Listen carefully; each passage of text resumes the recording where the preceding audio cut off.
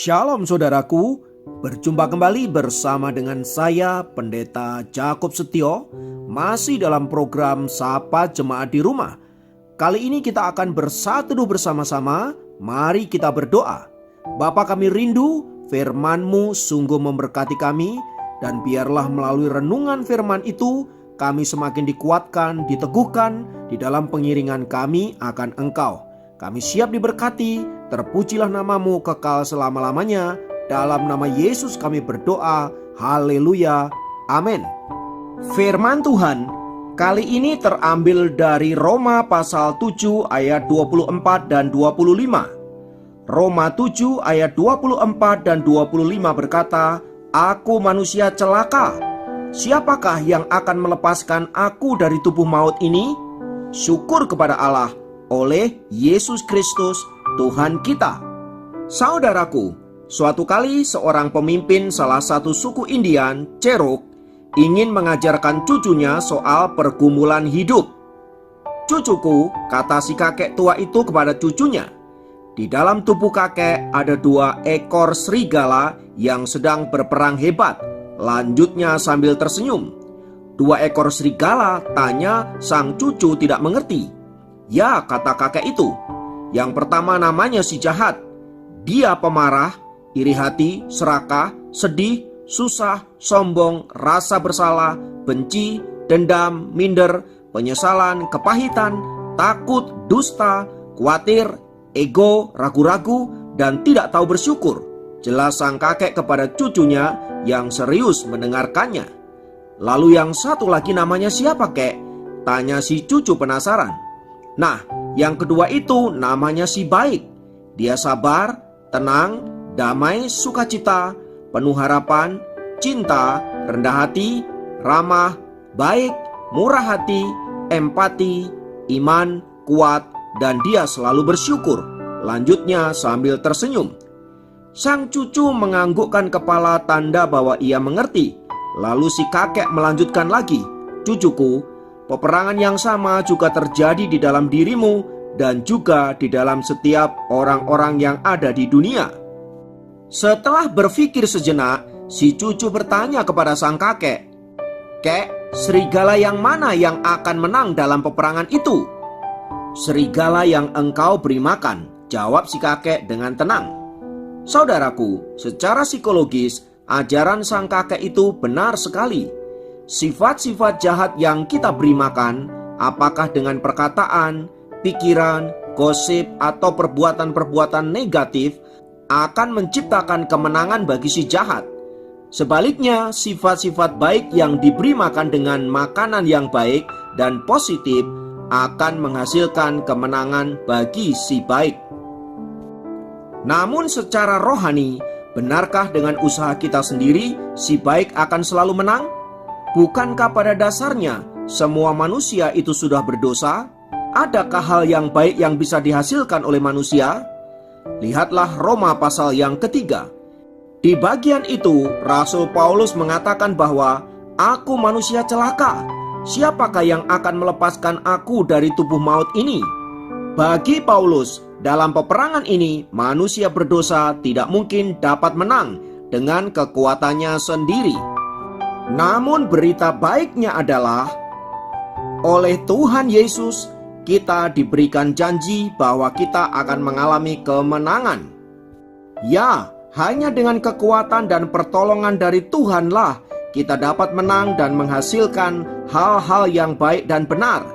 Jadi, makanan yang dapat menghasilkan kemenangan itu adalah iman di dalam Yesus Kristus, firman Allah yang sejati.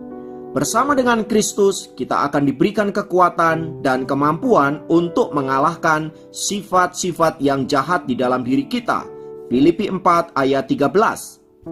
Oleh sebab itu, saudaraku, selain beriman dan menerima Yesus sebagai Tuhan dan Juru Selamat, kita harus senantiasa bergumul dengan firman Allah yang akan menolong kita di dalam menjalani hidup ini agar kita mengalami kemenangan.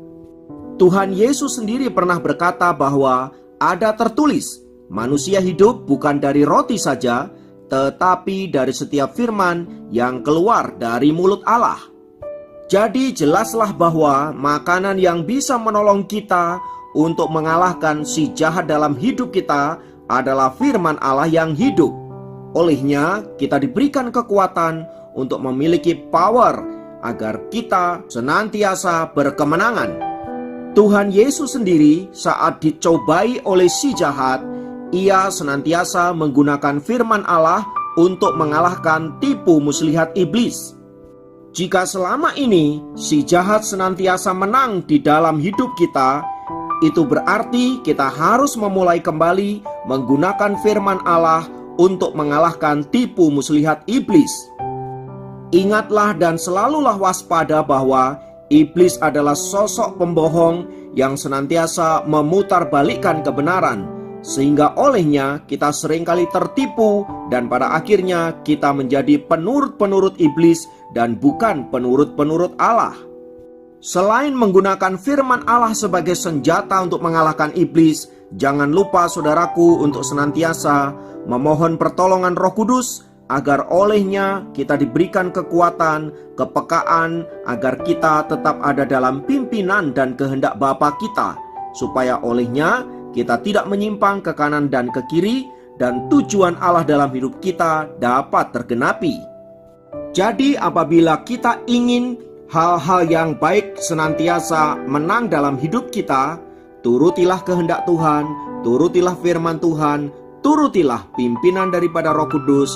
Saya sangat yakin engkau pasti mengalami kemenangan. Kiranya Tuhan memberkati. Mari berdoa. Tuhan, kami mengucap syukur karena Engkau senantiasa memberikan kami kekuatan melalui firman-Mu, sehingga kami tidak lagi terus ada di dalam kekalahan, terus ada di dalam ketidakberdayaan, melainkan kekuatan yang datang daripada Allah. Tolonglah kami untuk senantiasa dapat mengatasi setiap masalah, setiap pergumulan, sehingga pada akhirnya kami boleh menjadi anak-anak Tuhan yang berkemenangan. Terima kasih Bapakku, terpujilah namamu. Dalam nama Yesus kami berdoa. Haleluya. Amin. Demikian program Sapa Jemaat kali ini. Sampai jumpa dalam program Sapa Jemaat yang lain. Tuhan Yesus memberkati.